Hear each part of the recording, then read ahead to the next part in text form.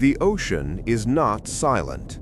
It only sounds that way to us. Beneath the surface, pressure reshapes matter. Light dissolves into blue, and movement follows rules we did not evolve to understand. For centuries, sailors tried to describe what they saw in these conditions. They reached for the only language they had. They spoke of serpents. Not because they wanted to believe in monsters, but because long, vertical, moving forms in open water do not resemble anything from land. When something rises from the deep in one continuous motion, when it breaks the surface without warning, when it disappears just as quickly, the human brain reaches for myth. But sometimes myth is not imagination. Sometimes it is misinterpretation. This is the story of the giant oarfish. For most of history, reports of sea serpents shared a strange consistency. The creature was described as impossibly long, ribbon-like, often red along the spine. It moved vertically rather than horizontally. It did not attack. It did not roar. It appeared briefly, then vanished. These details were often ignored because they did not fit the narrative of a predator, but they fit something else. The giant oarfish, Regalicus glesne, is the longest bony fish on Earth. Verified specimens exceed 8 meters. Unverified reports suggest much more. Its body is thin, reflective, and laterally compressed, giving it a ribbon-like profile. Along its back runs a red dorsal fin, beginning near the head and extending down its entire length. It lives where humans do not. Oarfish inhabit the mesopelagic and bathypelagic zones, hundreds to thousands of meters below the surface. In this realm, pressure is crushing, light is minimal, and movement is slow and deliberate. Most creatures here are adapted to avoid attention. The oarfish is no exception. And yet, when it appears near the surface, it becomes impossible to ignore. What makes the oarfish truly unusual is not its size, but its posture. Unlike most fish, the giant oarfish often swims vertically, head up, body extended downward into darkness. This behavior is rare and deeply unsettling to observers unfamiliar with deep-sea life. A long silver form rising straight out of the water does not resemble a fish. It resembles a serpent emerging from the abyss. Early sailors did not imagine coils. They described columns. In the 18th and 19th centuries, naval logs recorded encounters with creatures that paralleled ships for minutes at a time. No aggressive behavior, no splashing, just presence. Length was always emphasized, so was calm. These reports were dismissed as exaggeration because no known animal fit the description. At the time, the oarfish was unknown to science.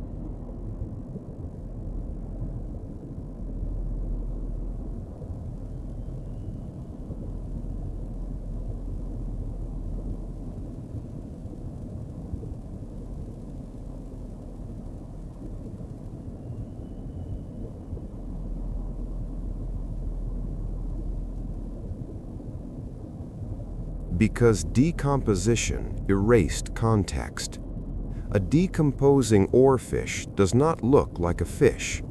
The delicate skull collapses, the jaw structure distorts, the long dorsal fin tears away. What remains is an elongated serpentine mass with no clear head or tail. Photographs of stranded oarfish were often interpreted as proof of sea monsters, not as evidence against them. But the real question is not why people mistook oarfish for serpents. The real question is why oarfish appear at the surface at all. Under normal conditions, they should not. Their physiology is adapted for deep water. Their muscles are soft, their bones are light, their metabolism is slow. Rising to the surface exposes them to temperature shock, pressure loss, and ultraviolet light. When an oarfish reaches the surface, something has already gone wrong. In Japan, where oarfish sightings are recorded more frequently, they are sometimes called messengers from the Dragon Palace, not as prophecy, but as warning. Fishermen noticed a pattern. Mass strandings often preceded seismic activity. Modern science does not confirm oarfish as earthquake predictors, but it does confirm something else. Deep-sea disturbances force creatures upward. Changes in pressure, shifts in underwater currents, seismic vibrations. These factors can disorient animals adapted to stable, high-pressure environments. When the deep moves, creatures flee upward, not because the surface is safe, but because the deep has become hostile. The oarfish does not rise to be seen, it rises to escape. And when it does, humans see something they are not prepared to interpret.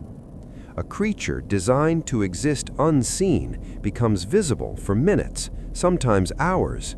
Its movement is slow. Its body reflects light unnaturally. Its fin glows red against blue water. It does not behave like a predator. It does not react to ships. It simply exists, briefly, in the wrong world. This explains many things. It explains why sea serpents were often described as passive. It explains why they appeared alone. It explains why they were seen rising rather than swimming. It explains why no attacks were ever confirmed.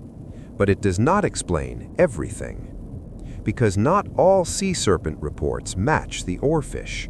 Some describe thicker bodies, faster movement, horizontal pursuit, multiple coils, aggression.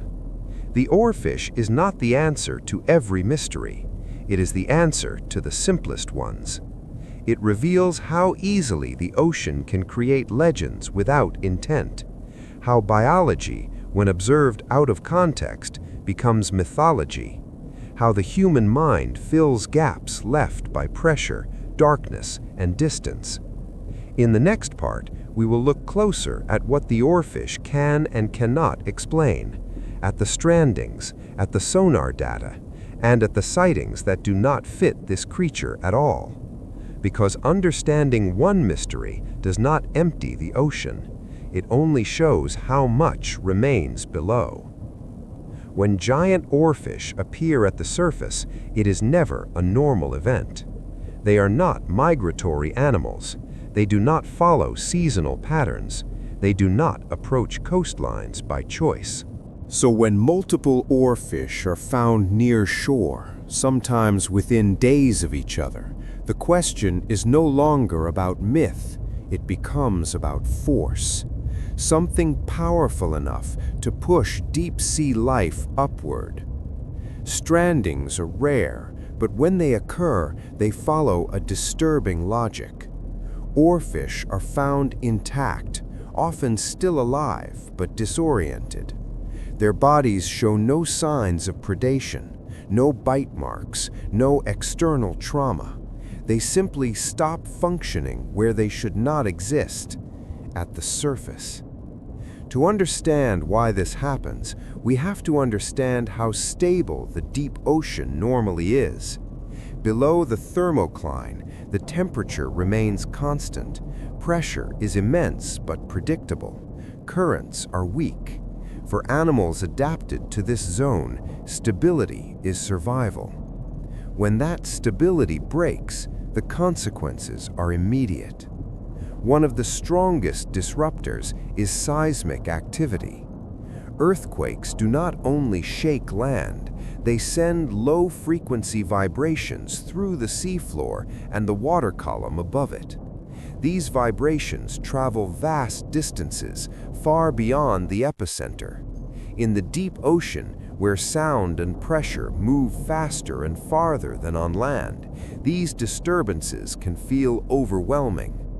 To an oarfish, seismic vibrations are not noise, they are displacement.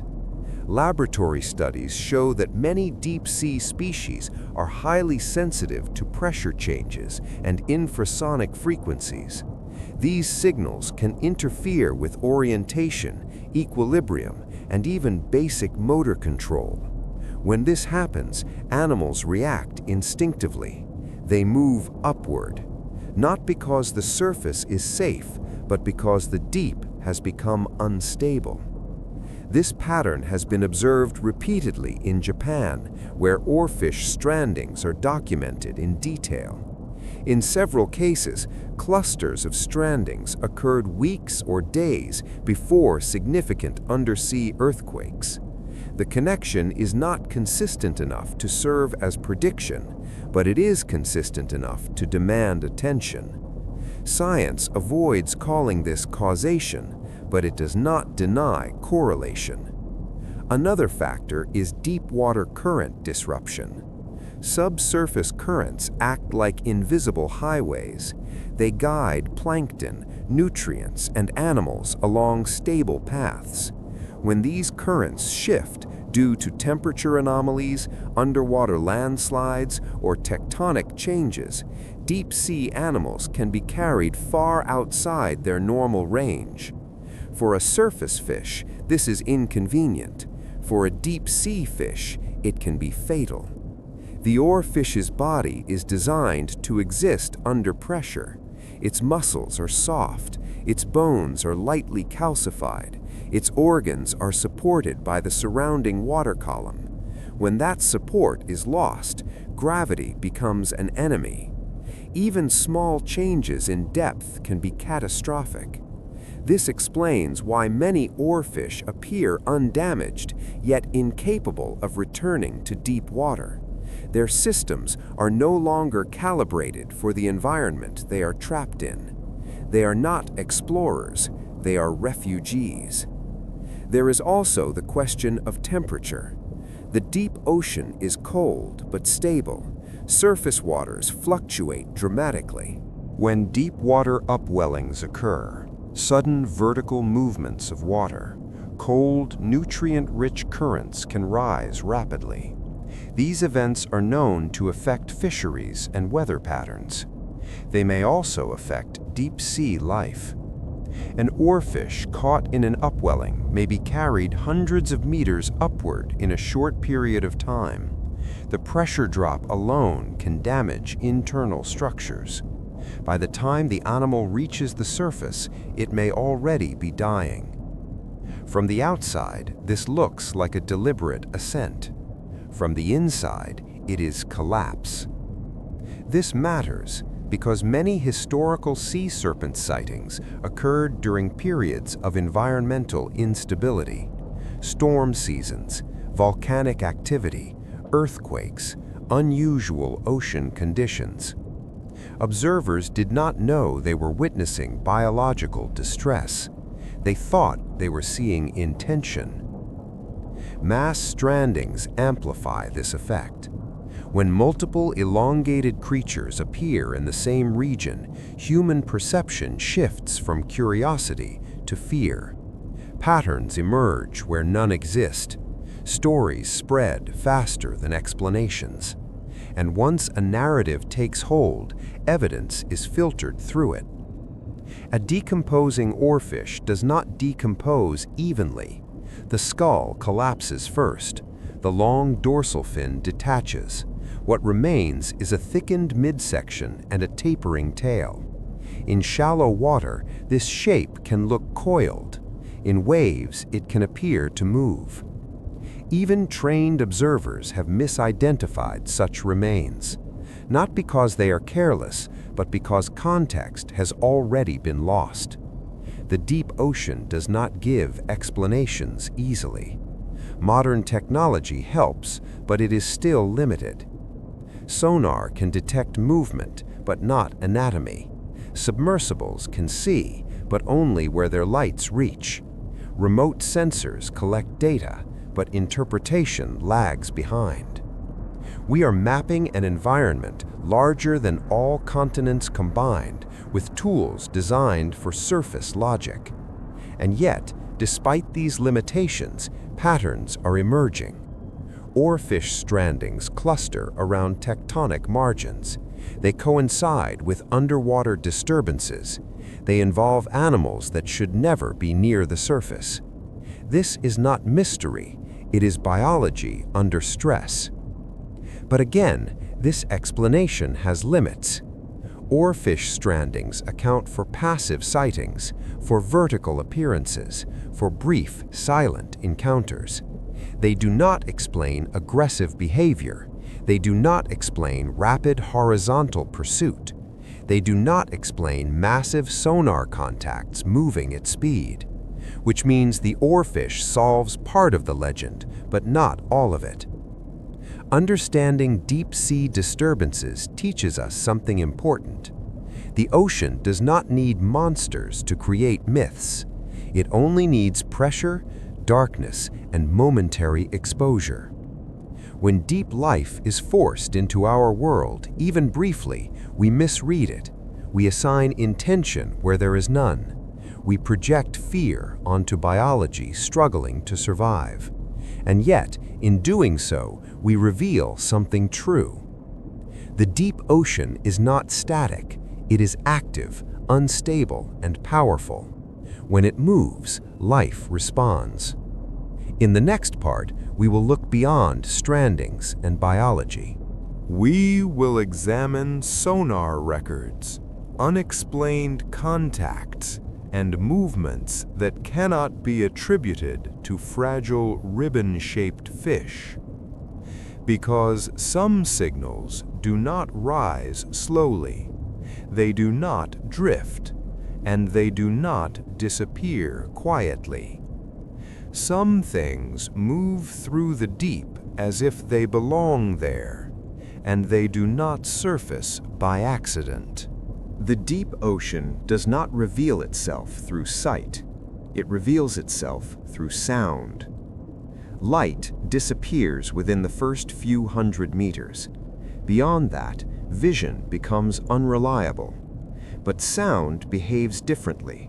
It travels farther, faster, and with far less loss. For this reason, most of what we know about the deep ocean does not come from cameras. It comes from sonar. Sonar does not show shapes, it shows returns. A return is not an image, it is a reflection of energy, a delay, a distortion, a suggestion that something with mass interrupted a signal in water that was otherwise empty. And for decades, sonar has been detecting things that do not behave like known marine life. One of the most studied phenomena is the deep scattering layer. When early sonar systems were deployed during the Second World War, operators noticed what appeared to be a false seafloor, a continuous layer, hundreds of meters thick, rising at night and sinking during the day. At first, it was believed to be terrain. It was not. The deep scattering layer is a massive, coordinated vertical migration of living organisms.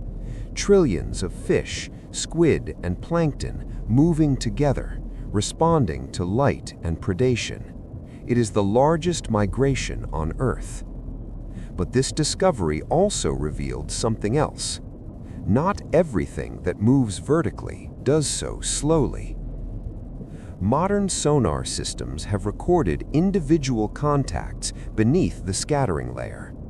Objects that rise or descend thousands of meters far faster than any known fish of comparable size. These contacts are rare, brief, and difficult to track, but they exist. Some are dismissed as sensor error, some as equipment malfunction, some as misinterpretation of known species. Yet certain patterns persist.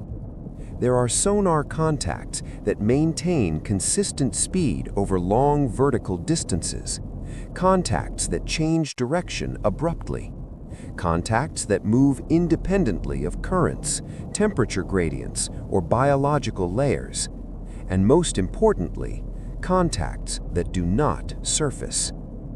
This is where the oarfish explanation begins to fail. The giant oarfish is fragile. Its body is not built for speed.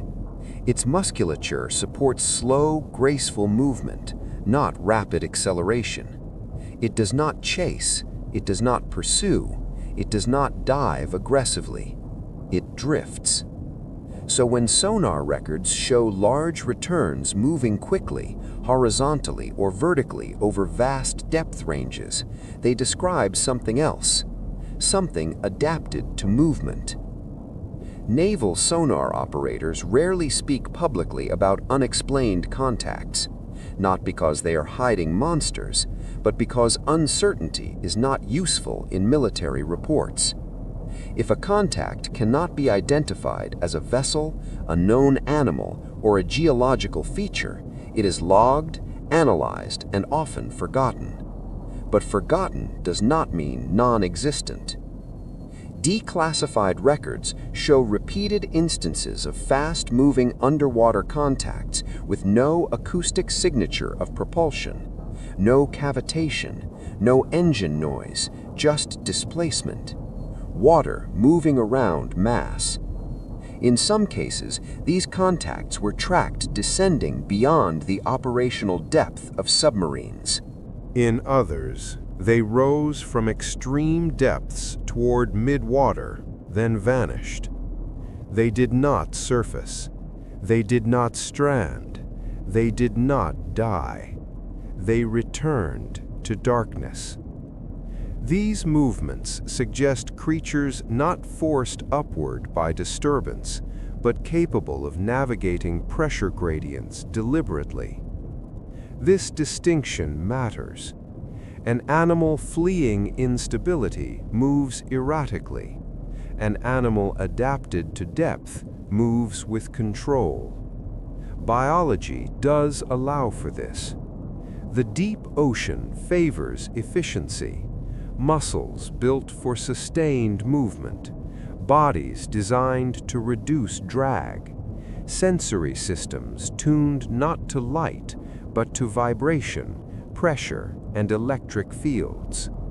Large deep-sea predators are rare, but not impossible. We know this because of what they leave behind. Suction marks on whale carcasses, unexplained damage to deep-water fishing equipment, remains found with patterns inconsistent with known scavengers. These clues are fragmentary. They do not form a complete picture, but they point to the same conclusion. The deep ocean supports organisms we have not directly observed alive. Sonar occasionally intersects their world. Another category of unexplained movement involves speed. Most fish accelerate in bursts, then slow.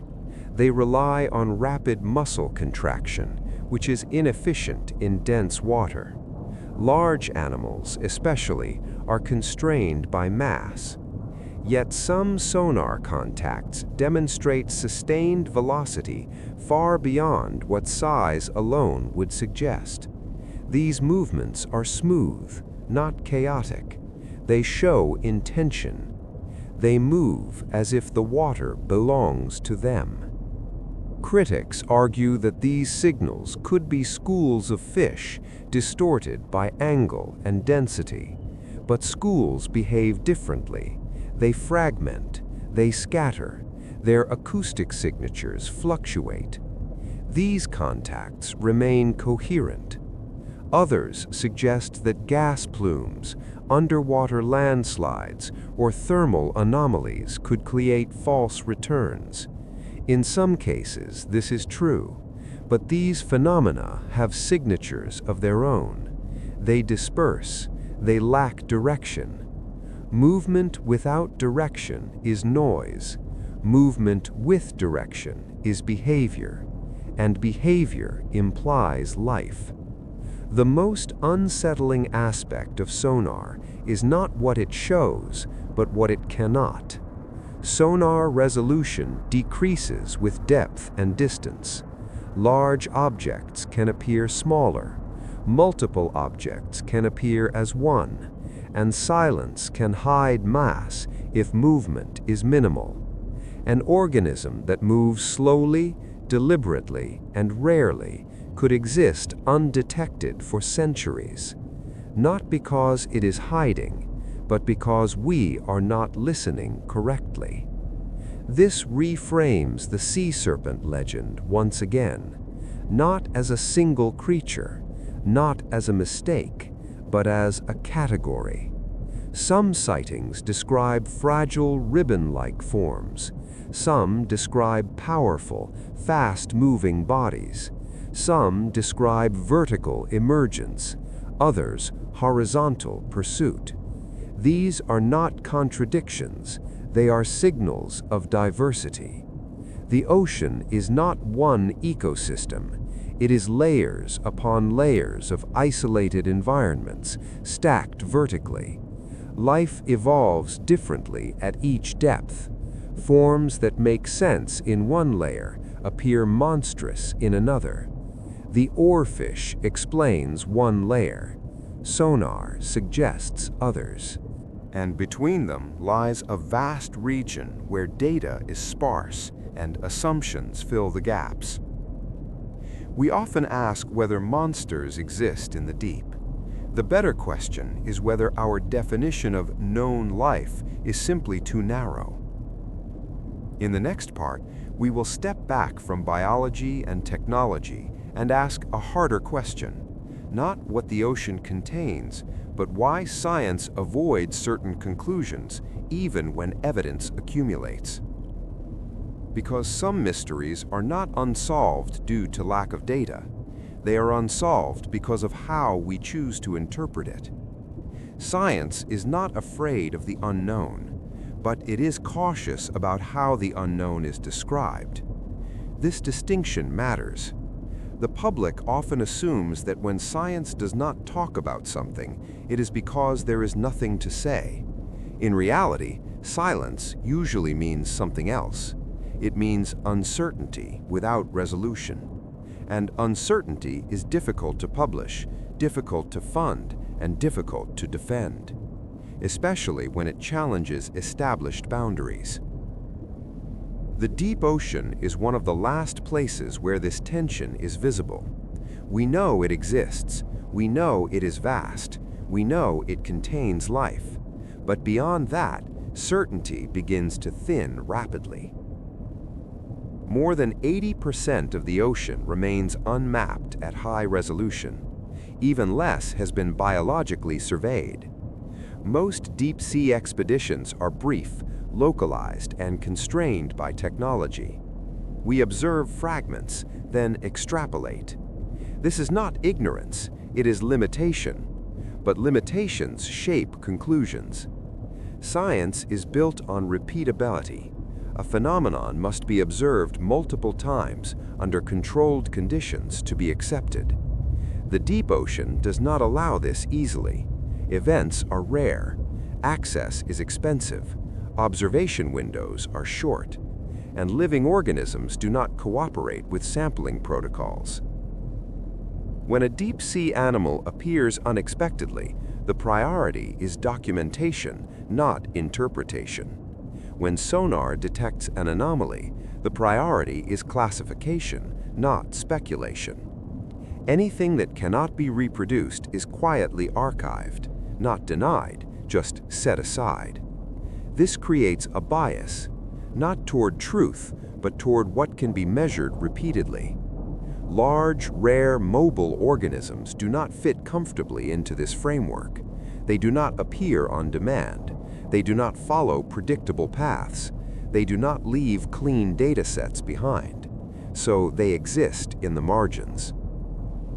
When unusual observations accumulate, sonar contacts, unexplained movement patterns, biological traces without clear origin, science responds cautiously. Hypotheses are narrowed, explanations are simplified, ambiguity is reduced, not expanded. This is not dishonesty, it is survival within the system. Funding agencies do not support open-ended mystery. Journals do not reward speculation. Careers are built on refinement, not disruption. As a result, certain questions remain unasked, not because they are foolish, but because they are inconvenient. For example, how large can a deep-sea organism realistically become? On land, size is limited by gravity. In water, buoyancy changes the equation. Mass is supported. Movement requires less energy. Pressure increases, but so does stability. There is no theoretical upper size limit defined for deep-sea life, only practical ones. Food availability, metabolism, reproduction. These constraints matter, but they are not fully understood at extreme depths. We extrapolate from shallow water species and assume the same rules apply. That assumption may be flawed. Another avoided question concerns behavior. We classify animals based on observed patterns, but if an organism rarely enters observable space, its behavior remains unknown by definition. Absence of evidence becomes evidence of absence. This is a logical error. If a large deep-sea organism surfaces only during environmental stress and otherwise remains below detection thresholds, it could exist indefinitely without direct confirmation. Not hidden, just unobserved. Science acknowledges this in theory, but hesitates to engage with it in practice. There is also the issue of language. The moment a hypothesis resembles folklore, it becomes radioactive. Terms like Sea Serpent or kraken trigger dismissal, regardless of the underlying biology. This creates an artificial separation between historical observation and modern data. Sailors were not scientists, but they were observers. They spent lifetimes at sea. They noticed patterns. They recorded anomalies. Their descriptions were filtered through cultural language, not scientific terminology. Discarding these accounts entirely means discarding a data set. Science rarely does this openly. Instead, it selectively integrates what fits existing models and ignores what does not. This is efficient, but it is not always accurate. The same tension exists in sonar interpretation. When unexplained contacts are detected, they are often categorized as unknown biological or unclassified return. These labels are not conclusions, they are placeholders. But placeholders can become permanent. Over time, repeated unknowns normalize. They stop being questions and start being background noise. Attention shifts elsewhere, not because the mystery was solved, but because it was inconvenient to pursue. This is where public perception diverges from scientific reality. The public imagines science as a machine that uncovers all truths eventually. In reality, science is a process constrained by priorities, resources, and human decision-making. Some questions are postponed indefinitely. The deep ocean benefits from this. It is vast enough to absorb uncertainty, quiet enough to hide rarity, hostile enough to resist observation. None of this implies monsters, but it does imply incompleteness. When science avoids saying something, it is often not avoiding truth, it is avoiding commitment. Commitment to an explanation that cannot yet be proven, commitment to a hypothesis that challenges existing frameworks, commitment to admitting how little is known. So instead, science says nothing, and in that silence, imagination returns. Not because imagination is stronger than evidence, but because evidence is incomplete. The mistake is not in wondering what lives below. The mistake is in assuming we already know the answer. The oarfish teaches us this lesson clearly. For centuries, it existed unrecognized. When it appeared, it was misidentified. When it was finally classified, it explained some mysteries, but not all. Sonar teaches the same lesson. Signals appear, patterns emerge, but interpretation lags behind observation. This is not failure. It is the natural state of exploration. The deep ocean is not a solved problem. It is an ongoing one. Every explanation narrows a mystery, but also reveals new gaps. Every answer creates better questions. Science does not avoid saying that unknown life may exist in the deep. It avoids saying how unknown that life might be. And that difference matters. Because the most unsettling conclusion is not that monsters exist.